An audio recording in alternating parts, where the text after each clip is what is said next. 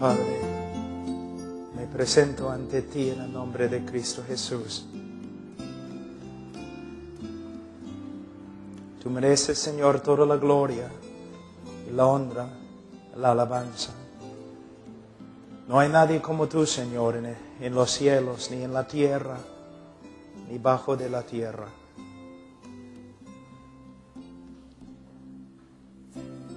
Señor, yo te pido en el nombre de Cristo que tengas misericordia de nosotros. Y por medio de la obra del Espíritu Santo, que nos enseñes, Señor, de tu palabra, para que seamos conformes a la imagen de Jesucristo. Para que seamos siervos útiles, Señor, para tu gloria, para la edificación de la iglesia. En el nombre de Cristo Jesús. Amén. Es un privilegio muy grande para mí estar con ustedes. Hermano Martín habló conmigo acerca de venir y hablar con algunos de los misioneros de allí. Creo que abrimos las reuniones para otros y tenemos algunas personas aquí hoy día y estamos seguros que todo está conforme a la voluntad de Dios, conforme a la voluntad de Dios.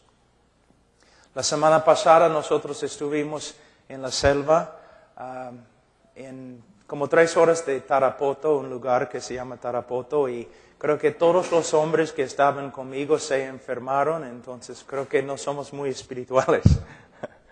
Pero Dios obró grandemente entre los hermanos y había personas de varios lugares, algunas personas habían caminado como 12 horas, 15 horas para llegar, para escuchar el Evangelio.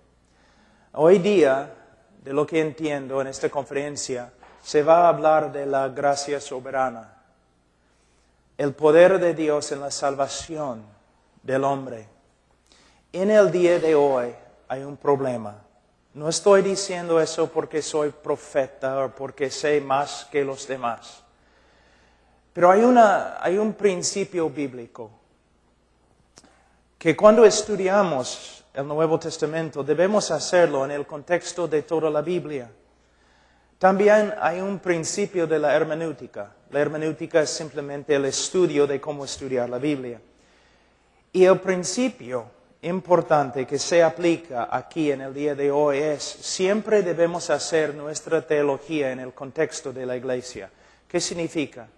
Cuando interpretamos la Biblia, ¿no? Tenemos que someternos a la gramática de la Biblia. Algunas personas, una vez un hombre entró en mi oficina, me dijo, empezó a hablar conmigo acerca de Juan 1:1.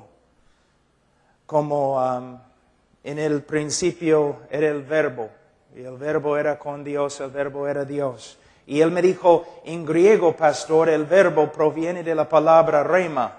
Yo le dije, no. Y abrí mi Nuevo Testamento en griego y yo le dije, mira, la palabra verbo proviene de la palabra griega logos. Y él dijo, no me importa lo que me digas porque el Señor me ha dicho en un sueño. Entonces tenemos que someternos a la gramática de las Escrituras. Pero a la vez tenemos que aprender de la historia. Cuando interpretamos un texto, debemos comparar nuestra interpretación con las interpretaciones de otros, no solamente en nuestra cultura, sino debemos comparar nuestras interpretaciones con las interpretaciones de los demás hermanos a través de la historia de la iglesia. Si todos están de acuerdo, pero no están de acuerdo con nosotros, probablemente nosotros nos hemos equivocado. Bueno, en el día de hoy vemos algo muy importante. El evangelio moderno que se predica, y mayormente el evangelio que ha venido de los Estados Unidos, no está de acuerdo con el evangelio de la historia de la iglesia. Hay grandes problemas. En los últimos 100 años podemos ver grandes cambios. El evangelio glorioso de nuestro Señor Jesucristo ha sido reducido a 4 leyes espirituales. O 5 cosas que Dios quiere que sepas. Hemos reducido el Evangelio a un rito. Les voy a dar un ejemplo. Nos acercamos a una persona y decimos, Señor, la Biblia dice que eres pecador. ¿Sabes que eres pecador? Si la persona dice sí, entonces la próxima pregunta, ¿quieres ir al cielo? Si la persona dice sí, quiero ir al cielo, entonces la próxima pregunta, entonces ¿quieres orar para pedir a Cristo que entre en tu corazón? Si la persona dice sí, entonces oramos con él y después de la oración preguntamos, ¿te salvó Dios? Si la persona dice, bueno, no estoy seguro, entonces decimos, por supuesto te salvó porque Él prometió salvarte. Hemos reducido el Evangelio de Cristo a nada más que algunas preguntas superficiales. Y si una persona contesta bien, lo declaramos salvo. Pero no es el Evangelio. Primeramente, si tú dices a una persona, ¿sabes que eres pecador? Si dices sí, no significa nada. El diablo sabe que es pecador. ¿Te das cuenta? Pregunta al diablo. Él te va a decir, por supuesto soy pecador. El mejor pecador que hay. Entonces, simplemente preguntar a una persona si sabe si es pecador no significa mucho. La pregunta es, desde que has escuchado el Evangelio, ¿Dios ha obrado en tu corazón de tal forma que ahora aborreces el pecado que antes amaste? Hay un cambio del corazón, en el corazón. Cuando una persona, para ser salvo, una persona tiene que arrepentirse. El arrepentimiento es más que simplemente reconocer pecado. El arrepentimiento involucra un cambio del corazón, un cambio creado por la obra del Espíritu Santo a través de la prédica del Evangelio. Si un hombre se ha arrepentido de verdad, vamos a ver un cambio en su estilo de vida, en su actitud hacia el pecado. Muchas veces personas me dicen, Pastor Pablo, tengo una nueva relación con Dios. Y yo siempre digo, bueno, ¿tienes una nueva relación con el pecado? Porque si tienes una nueva relación con Dios, vas a tener una nueva relación con el pecado. El pecado que antes amaste, ahora vas a aborrecer. Pero si una persona dice que sí, sabe que es un pecador, entonces preguntamos, ¿quieres ir al cielo? ¿Quién no? ¿Quién va a decir, no, me gustaría ir al infierno? ¿Quieres ir al cielo? Mira, todos quieren ir al cielo. Es que nadie quiere que Dios esté cuando llegue. Todos quieren ir al cielo, pero no es la pregunta. La pregunta es, ¿ahora estimas al Dios que antes ignorabas y hasta odiabas? Tu relación con Dios ha cambiado. Todo el mundo acá quiere ir al cielo. Por esta causa tenemos teoría política, estudiamos la ciencia política, todo lo demás, para tratar de crear un cielo en la tierra. Todos los hombres quieren ir al cielo, pero pocos hombres buscan a Dios. Entonces la pregunta no es, ¿quieres ir al cielo? La pregunta es, ¿Dios ha obrado en tu corazón de tal forma que ahora puedes entender algo de su valor y tienes un nuevo deseo de buscarle? Si una persona dice que es pecador y si una persona dice que sí quiere ir al cielo, mayormente en el evangelismo en el día de hoy preguntamos, ¿quieres orar para que Cristo entre en tu corazón? Bueno, hay un problema ahí, porque no hay ningún texto en la Biblia que sostiene una pregunta así. No hay, no existe. Vamos a Marcos un ratito. Esa es solamente una introducción, no es la prédica, pero quiero que quiero que vean el problema. Marcos 1, 15 o 14, vamos a decir. Después que Juan fue encarcelado, Jesús vino a Galilea predicando el evangelio del reino de Dios, diciendo, el tiempo se ha cumplido y el reino de Dios se ha acercado. Ahora, ¿quién quiere que yo entre en su corazón?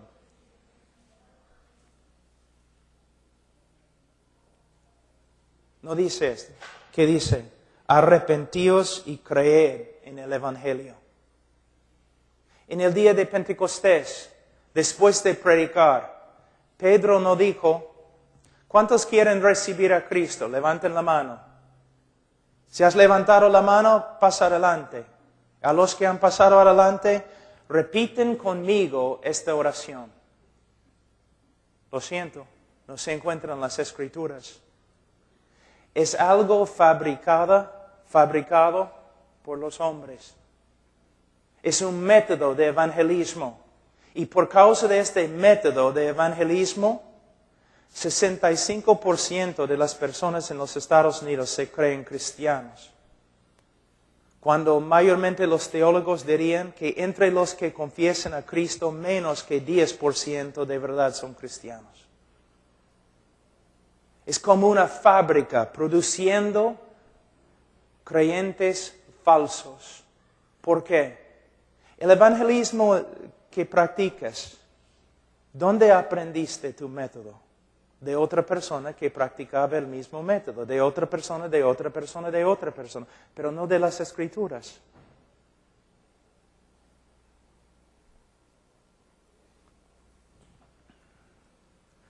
Otro problema muy grande en el evangelismo es el tema principal del evangelio. Pocos entienden lo que es el tema principal. Mayormente decimos a las personas, Cristo murió. Cristo murió. ¿Por qué? Por causa de nuestro pecado. Pero no contesta la pregunta. ¿Por qué tenía que morir por nuestros pecados? ¿Y cómo tenía que morir cuando estaba en la cruz? Mayormente tenemos de nuevo un evangelio muy superficial. Cristo murió por ti. ¿Pero por qué? Por causa del pecado. ¿Pero por qué? Necesitamos entender que el evangelio comienza con el carácter de Dios, los atributos de Dios. Y vamos a Romanos capítulo 3 un ratito, voy a mostrarles algo. Romanos 3.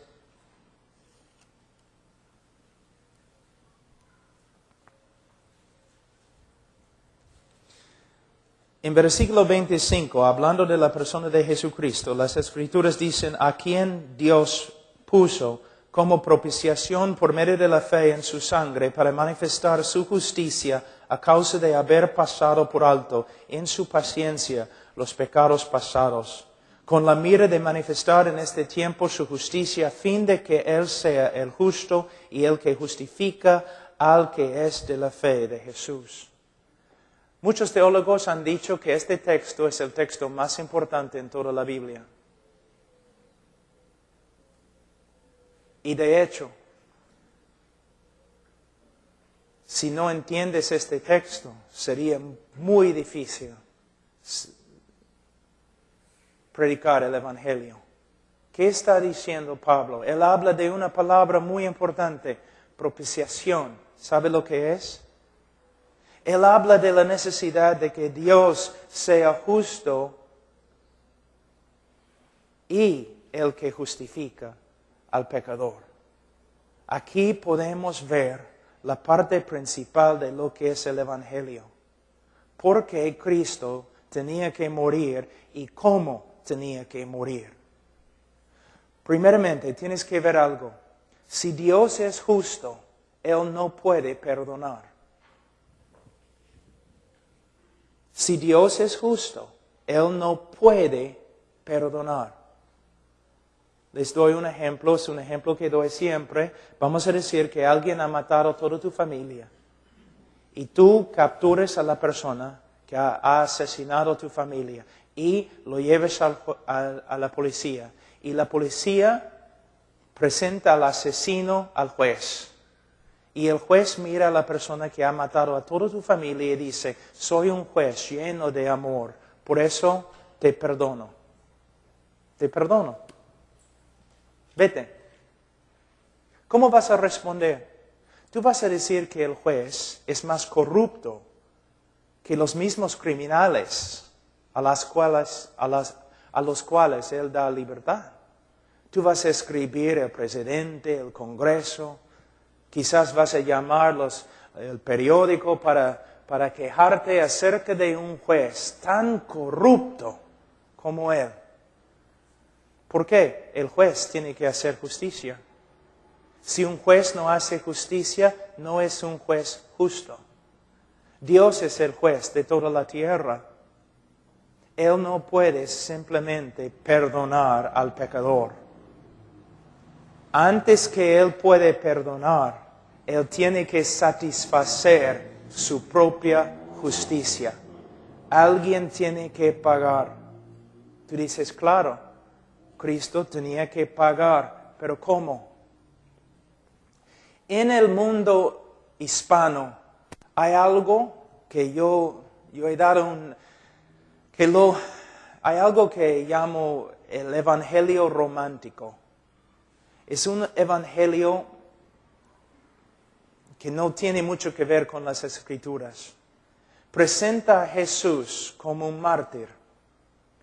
Habla siempre de todo lo que los romanos y todo lo que los judíos hicieron a Jesús en la cruz. Habla tanto de estas cosas que uno tiene que pensar, bueno, entonces somos salvos por medio de lo que los hombres hicieron a Jesús.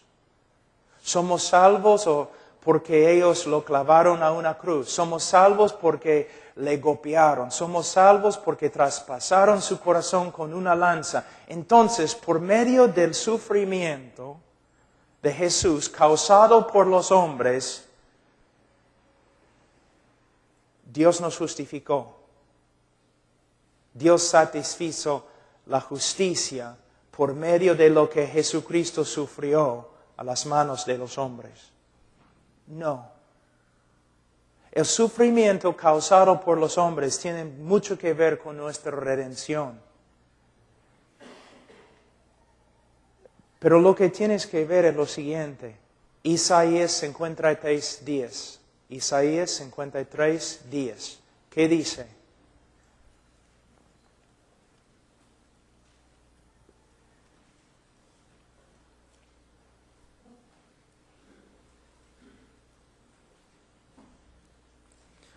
Con todo eso, Jehová quiso quebrantarlos, sujetándole a padecimiento. Cuando Jesucristo estaba en la cruz, Él llevó nuestro pecado.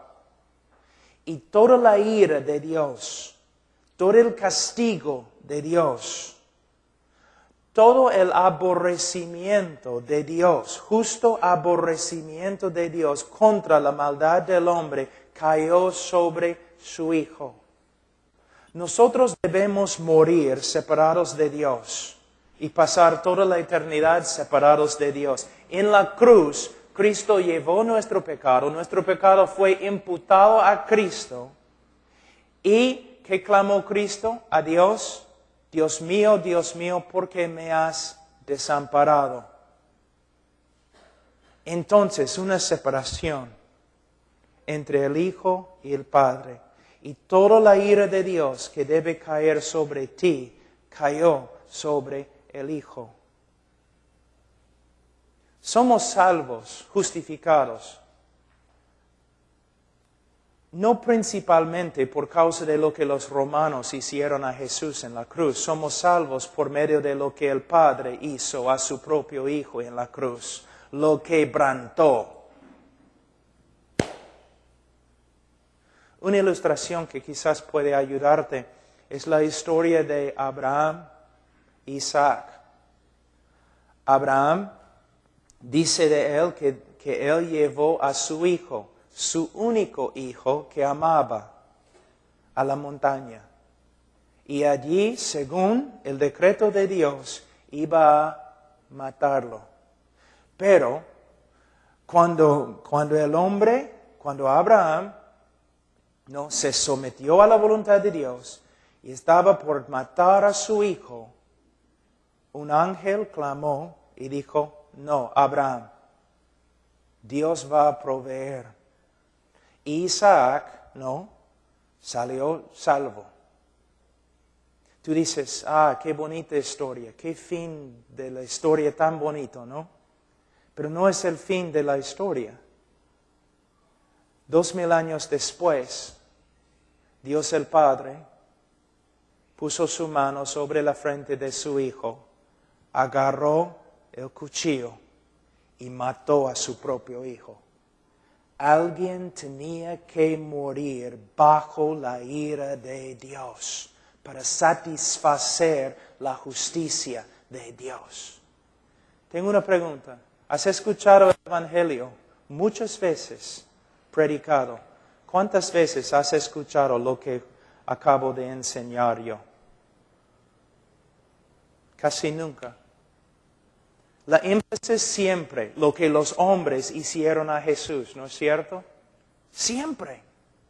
Mira lo que los hombres hicieron a Jesús. Durante la Semana Santa en las iglesias evangélicas, todos los pastores predicando acerca de qué? Acerca de lo que los hombres hicieron a Jesús. La corona, el látigo, la lanza, y casi nunca mencionan lo que de verdad nos salva. Alguien tenía que morir bajo la furia de Dios.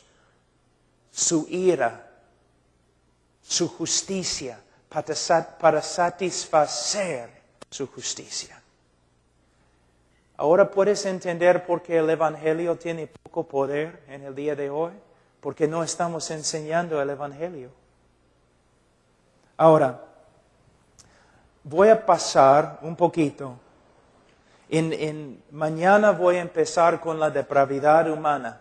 Pero voy a pasar un poquito por este texto en Romanos 3. Yo sé que lo he predicado varias veces acá, pero hay personas nuevas y es necesario. Por cuanto todos pecaron, 3:23 de Romanos, por cuanto todos pecaron y están destituidos de la gloria de Dios. Los niños aprenden este texto, ¿no es cierto? Aprenden este texto en la escuela dominical, pero ¿sabes lo que significa? Por cuanto todos pecaron.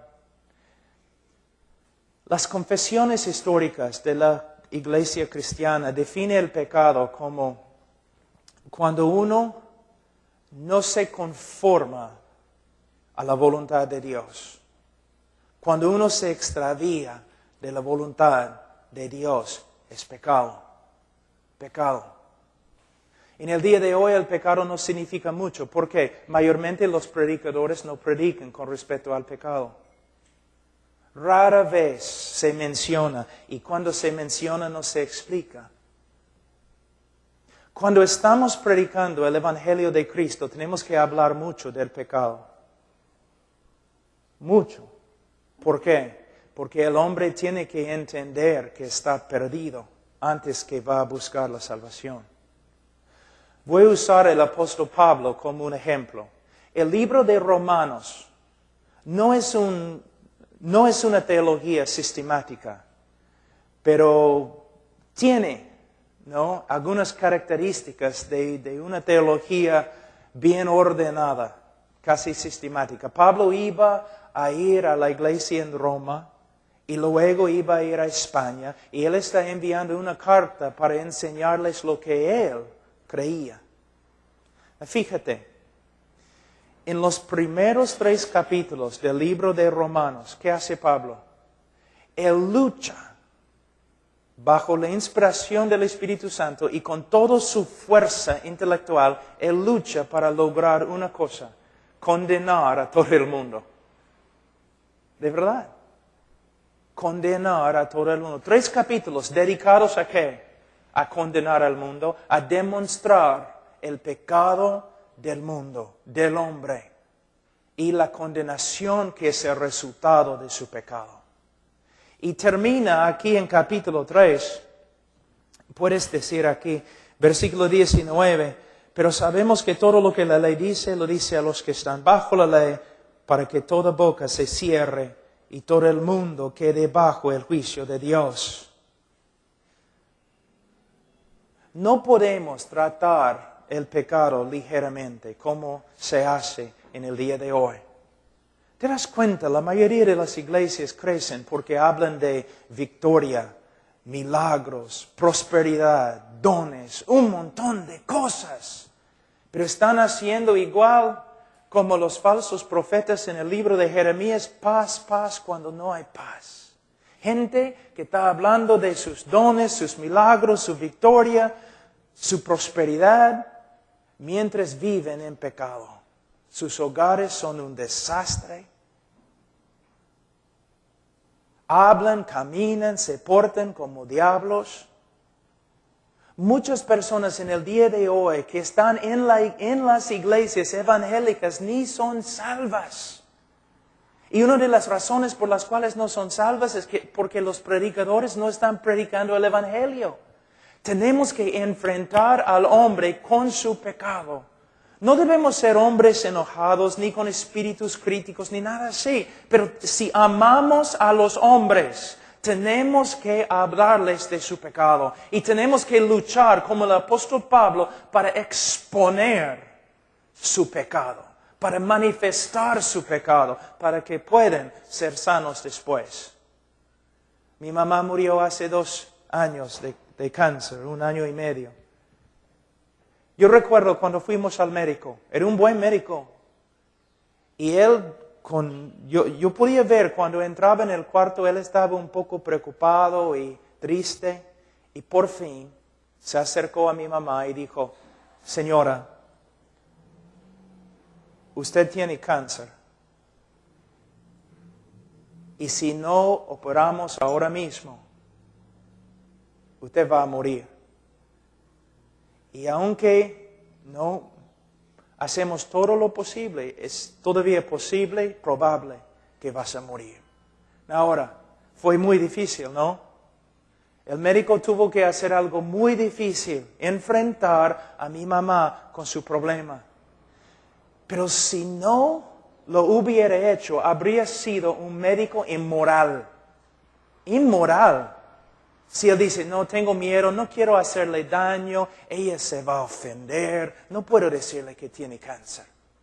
Bueno, si no vas a decirle que tiene cáncer, no puedes salvarla. De la misma forma, la vida cristiana en el día de hoy ha llegado a ser nada más que un circo. Las iglesias como un circo. Gritos, cantos, milagros, personas cayendo al suelo, un montón de cosas. ¿Dónde está el evangelio? ¿Dónde está el evangelio de Cristo? Pero aún en las iglesias bautistas, hablando de un montón de cosas, métodos de evangelizar, métodos de hacer misiones, un montón de cosas, pero no predicamos el evangelio. Y el evangelio que predicamos es una versión muy reducida que no tiene poder. ¿Qué debemos hacer? Debemos seguir el ejemplo del apóstol Pablo. Debemos usar las Escrituras para exponer, para manifestar el pecado de los que nos oyen. Pero también no solamente debemos hablar del pecado, pero debemos hablar de la solución, que es la gracia de Dios. La gracia de Dios. Que la salvación no es por medio de las obras, sino por medio de una obra de Dios, por medio de la gracia. En versículo 23 dice, por cuanto todos pecaron y están destituidos de la gloria de Dios, siendo justificados gratuitamente por su gracia. Gratuitamente. Todo el mundo en el día de hoy habla de la justificación. La religión siempre habla de cómo puede un hombre tener una relación con Dios. El judío dice, por medio de amar la ley, por medio de guardar la ley. El musulmán dice básicamente lo mismo con otro libro. El cristiano es totalmente diferente. Les voy a dar un ejemplo. Nos acercamos a un judío y decimos, Señor, si usted muriera ahora mismo, ¿dónde iría? Bueno, al cielo. ¿Por qué? Porque amo la ley de Jehová y soy buena gente. Yo guardo la ley, pues. Ya. Señor musulmán, si usted muriera ahora mismo, ¿dónde iría? Al cielo. ¿Cómo? ¿Por qué? Bueno, amo el Corán y guardo las leyes del Corán. Doy limosnas, visito a los lugares santos, voy a ir al cielo. Pero llegamos al cristiano. Cristiano, si murieras ahora, ¿dónde irías? Al cielo. ¿Por qué? Bueno, nací en pecado, he violado todas las leyes de Dios y merezco el infierno. Y decimos, pero cristiano, un ratito. Los otros dos entiendo. Ellos dicen que deben ir al cielo porque son, bueno, merecen ir al cielo por medio de sus buenas obras. Pero tú me dices otra cosa. Tú me dices que vas a ir al cielo aunque merezcas al infierno. ¿Cómo puede ser? Y el cristiano responde, yo voy a ir al cielo basado en los méritos de otro, mi Señor Jesucristo. Pero una persona no puede aún empezar a apreciar la gracia a menos que entienda algo de su depravidad. Otra noche en la selva, estábamos allí en ceja de selva, entonces la parte alta de la selva. Y durante el día, calor, calor, calor. Y tú puedes mirar al cielo y no hay ninguna estrella, no puedes ver una estrella. ¿A dónde fueron las estrellas? ¿Se escondieron? ¿Por qué no podemos ver las estrellas? Pero en la noche sí, puedes ver las estrellas. ¿Por qué? Las estrellas, puedes verlas en la noche por causa de la oscuridad que rodea. Resplandecen. Más oscura sea la noche, más que podemos ver las estrellas de la misma forma. Por esta causa hablamos de la depravidad humana, hablamos del pecado específicamente y intentamos con las Escrituras condenar al mundo. Porque se puede ver la gracia de Dios cuando se contrasta con el pecado del hombre. ¿Por qué somos salvos? Los méritos de Cristo Jesús. Es nuestra gloria. Ahora, dice, siendo justificados gratuitamente por su gracia. Hay una profecía donde dice que iban a aborrecer o odiar al Mesías sin causa. Y se repite de nuevo en el Nuevo Testamento en griego. Que iban a odiar al Mesías sin causa. Nadie nunca tenía una razón de odiar a Jesús. Jesús nunca pecó contra nadie. Entonces, cuando lo odiaban sin causa. Es la misma palabra que se usa acá. La misma palabra. Siendo justificados sin causa. Nunca le hemos dado a Dios causa para que Él nos salve. Nunca. Sino al revés. Al revés. Pero Dios nos salvó, nos justificó sin causa, a pesar de lo que hemos hecho, por medio de los méritos de Jesucristo, quien murió en nuestro lugar. Ahora, dice aquí en versículo 25, a quien Dios puso como propiciación. ¿Sabe lo que es propiciación? Algunos dicen que es la palabra más importante en toda la Escritura. propiciación. Se refiere a un sacrificio, pero un sacrificio que satisface la justicia de Dios para que Él pueda perdonar al hombre sin ser injusto. Mira, una vez yo escuché a un predicador que estaba diciendo lo siguiente: en vez de ser justo contigo, Dios demostró su amor. Suena bien, ¿no? Parece bien. Piensa en lo que él está diciendo. En vez de ser justo contigo, Dios demostró su amor. ¿Puedes ver el problema? Están diciendo que el amor de Dios es injusto. Dios pasó por alto la justicia para amarte. Dios no puede hacer eso. Dios es perfecto. Dios tiene que ser justo y su amor tiene que ser justo.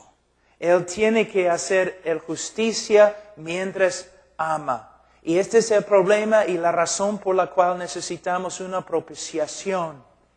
La Biblia dice en Proverbios 17:15, el que justifica al impío es una abominación ante Jehová. Escucha.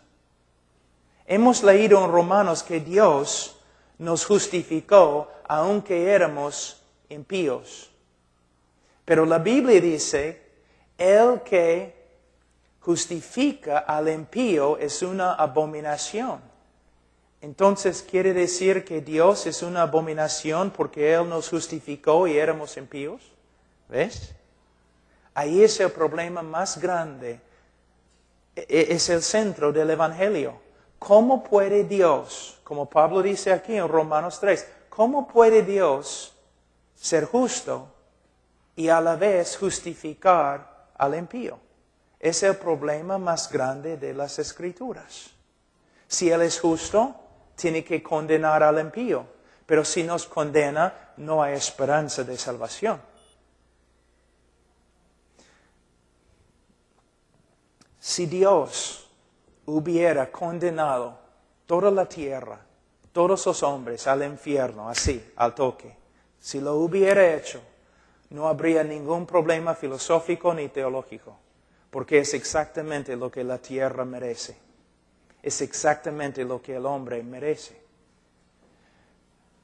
Había necesidad de explicaciones cuando Dios empezó a salvar. ¿Cómo puede un Dios justo perdonar a los que deben morir? Bueno, Él puede hacerlo solamente porque al morir Jesucristo satisfizo una vez para siempre la justicia de Dios. Algo que es muy importante y vamos a hablar un rato de esto. A veces yo escucho a los predicadores y los cantantes cantando y predicando cosas así, ¿no? Dios buscó por todo el cielo para encontrar a alguien, ¿no? Con la buena voluntad, dispuesto a morir por el hombre, pero no podía encontrar a nadie. Dios buscó por la tierra para encontrar una persona que podía morir por el hombre pecador, pero no podía encontrar a nadie. No había ningún ángel dispuesto, ningún hombre dispuesto, o ningún hombre perfecto para morir en el lugar del hombre. Entonces Él tuvo que enviar a su Hijo. No está bien. La teología está muy, muy mal. Un ángel perfecto no podría haber muerto por nuestros pecados. Y un hombre perfecto no podría haber muerto por nuestros pecados. El que murió en la cruz por nosotros tenía que ser hombre, porque el hombre ha pecado, el hombre tiene que morir. Pero el que murió en la cruz tenía que ser más que hombre, más que ángel.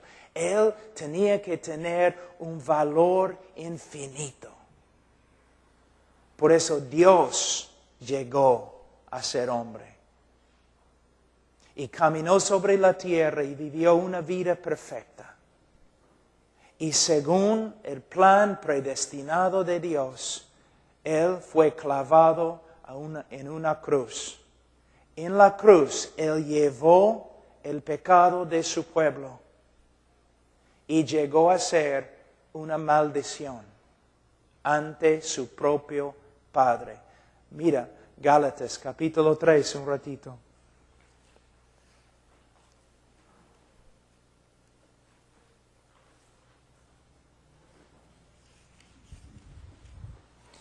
Gálatas 3, 10.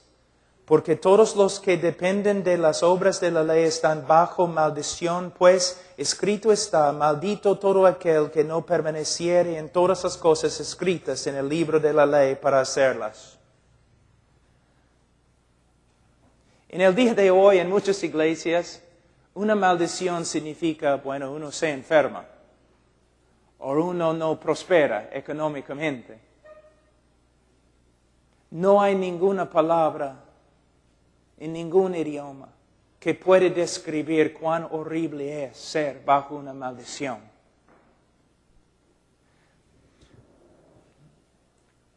El hecho de que un hombre está bajo una maldición significa que ante Dios y ante todos los seres santos del cielo, el hombre pecador es tan horrible, es tanta una abominación, que la última cosa que el hombre pecador va a escuchar cuando él toma su primer paso para entrar en el infierno, la última cosa que él va a escuchar en el cielo es todos los seres del cielo poniéndose de pie y aplaudiendo a Dios porque Dios le ha condenado. Así es el hombre.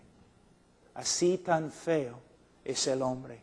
Así tan pecador es el hombre. Él merece la condenación eterna. ¿Te das cuenta? En el día de hoy tú no escuchas esas cosas nomás. No, el hombre tiene un gran valor y si no se salva todo el cielo va a llorar. No es lo que dice la Biblia.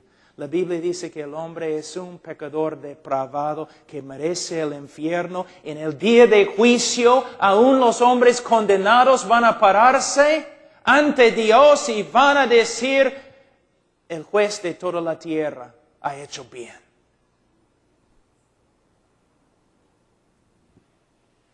Pero la Biblia dice en versículo 13, Cristo nos redimió de la maldición de la ley, hecho por nosotros maldición.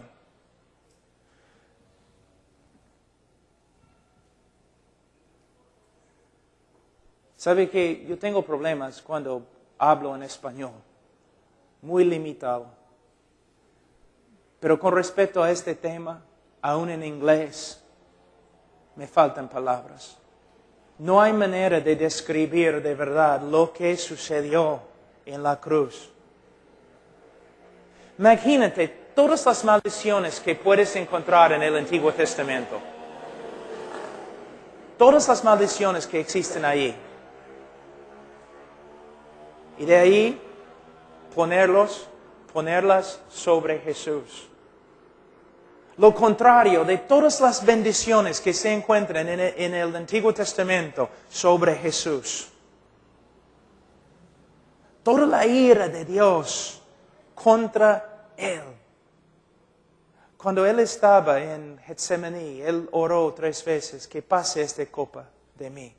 Yo sé lo que los predicadores dicen en el día de hoy. ¿Cuántas veces he escuchado a los predicadores? Sí, la copa, la cruz, el látigo, la lanza. No tiene nada que ver con esas cosas. Y algunos predicadores carismáticos, la copa era la ira de Satanás, he escuchado. Solamente hay que leer la Biblia. A través de toda la Biblia habla de la copa, especialmente en los profetas. La copa de la ira, la furia de Jehová. Toda la furia. El justo aborrecimiento de Dios contra tu maldad fue derramado sobre el Hijo. Y Él llegó a ser una maldición y su Padre le abandonó, le desamparó.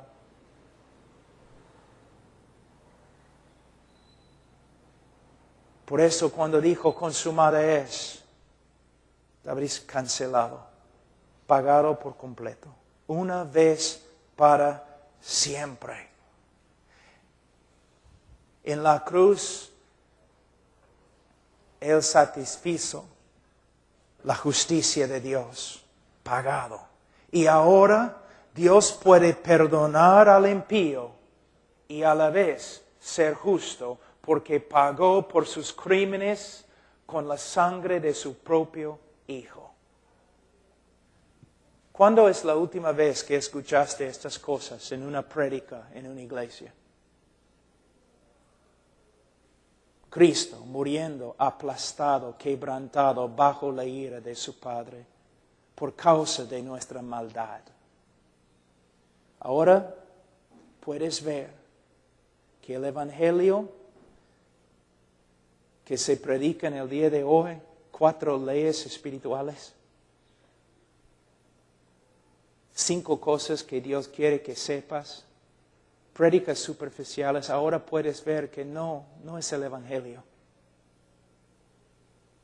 Es una reducción que no tiene nada de poder. Ahora, esta es una introducción. Vamos a enseñar esta semana, en esta pequeña conferencia, algunas cosas. Son cosas que siempre se encuentran en la historia de la iglesia. Vamos a hablar de lo que Dios ha hecho a través de la cruz del Calvario. Vamos a hablar de las verdades de la Reforma. Martín Lutero, Calvino, los puritanos, los bautistas, Jonathan Edwards, Jorge Whitfield, Jorge Mueller, Carlos Spurgeon. Todos esos hombres, si tú vas a la librería, tú vas a leer acerca de todos esos hombres, como Dios los usó grandemente. Pero hay un problema, nadie habla de su teología. Todos hablan de cómo Dios los usó para cambiar al mundo. Pero casi no hay ningún libro acerca de lo que ellos creían. ¿Por qué? Porque lo que ellos creían contradice lo que predicamos en el día de hoy. Todos reconocen, por ejemplo, que Carlos Spurgeon, ¿no? Todos. El más grande predicador que ha vivido en la tierra desde los apóstoles. Pero ¿por qué no predicamos lo que él predicaba? Jonathan Edwards, teólogo quizás más grande desde, quién sabe, ¿no? Por lo menos él, Calvino, Lutero, los grandes, ¿qué creían? ¿Una vez has pensado? Porque no creían como nosotros en el día de hoy. Hudson Taylor, el famoso misionero a China, ¿qué creía? Porque tenía otro evangelio que nosotros en el día de hoy. Jorge Mueller, el grande hombre de la fe, ¿qué creía? Diferente que nosotros en el día de hoy, su evangelio era diferente. Lo que estoy diciendo es que si estamos aquí para enseñar cosas nuevas, no vale, no tiene ningún valor. Si un predicador te dice que tiene una revelación nueva, corre.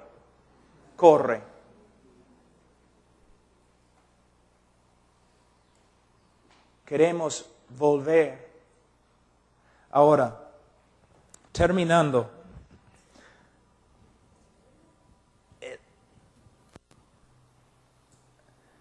Hermanos, no estamos hablando de tenemos diferencias con respecto a los dones.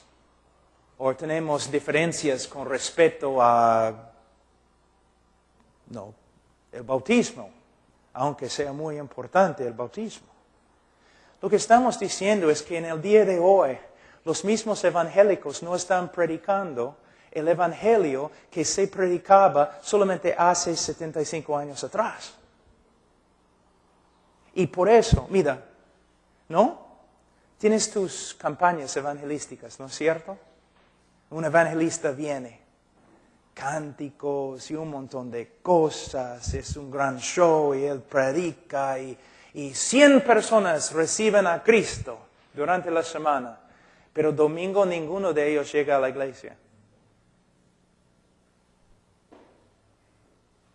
¿Por qué? Tenemos que cambiar nuestro método. Bueno, mejor decir, tenemos que cambiar nuestra teología. Tenemos que volver a las Escrituras. Vamos a hablar de la depravidad humana. ¿Por qué? Toda la batalla se gana o se pierde ahí. Tenemos que reconocer que el hombre está muerto espiritualmente. Y que él puede ser salvo solamente por medio de una obra sobrenatural del Espíritu Santo a través de la predicación del Evangelio. En el día de hoy los evangelistas usando sus trucos, ¿no? Manipulando psicológicamente, bajando las luces, música bonita, pasa adelante, tu amigo está contigo, solo va a demorar 5 minutos, toma tu decisión, todo eso es falso. Son métodos usados por niños que no saben lo que es la palabra de Dios, el Evangelio o el poder de Dios. Tenemos que reconocer que el hombre está depravado. Si él va a recibir a Cristo, él va a recibir a Cristo por causa de una obra sobrenatural del Espíritu Santo que demuestra el poder de Dios como la misma creación del universo. De verdad, se requiere más del poder de Dios para salvar a un hombre que crear un universo. Porque Dios creó al mundo ex nihilo, fuera, sin nada, de la nada. Creó el universo. Pero para tomar un hombre corrupto, depravado y recrear al hombre a la imagen de Jesús, poder. Y es un poder que el hombre no puede generar. Lo que necesitamos en el día de hoy en Perú y en el mundo son hombres que no confían y mujeres que no confían en el brazo de la carne. Métodos. Sino personas que confían en el Evangelio de Jesucristo. Si yo me paro con una Biblia abierta y yo predico acerca del pecado, y yo predico acerca del juicio, y yo predico la cruz correctamente, Cristo muriendo bajo la ira de Dios, si predico la resurrección de Jesucristo de entre los muertos, y si si doy un llamado de arrepentimiento y fe, Dios va a salvar. Él va a edificar a su iglesia. Él va a hacer una obra. Debemos dejar a un lado todas estas cosas y predicar las Escrituras. ¿No es cierto que cuando vas a una conferencia de misiones, mayormente hablan de métodos, estadísticas, cosas que puedes hacer para manipular a los demás? No. Nosotros tenemos la palabra de Dios, la oración y amor. Son nuestras armas. Y si vamos a pelear, peleamos con la predicación de la palabra de Dios. Oración, intercesión de rodillas, clamando a Dios para que Él haga milagros entre nosotros. ¿No? Y amor que se sacrifica, Hermanos, de verdad, discúlpeme, estoy tan limitado cuando hablo en español, pero mi esposa es peruana, pero todavía no aprendo mucho porque ella siempre habla, no permite que yo hable. Entonces yo no. Pero no, tengan paciencia conmigo. Los otros predicadores, yo les aseguro, les voy a enseñar mucho más. Pero esta es una introducción, ¿ya? Oremos. Padre Santo, te doy gracias. Te pido, Señor, en el nombre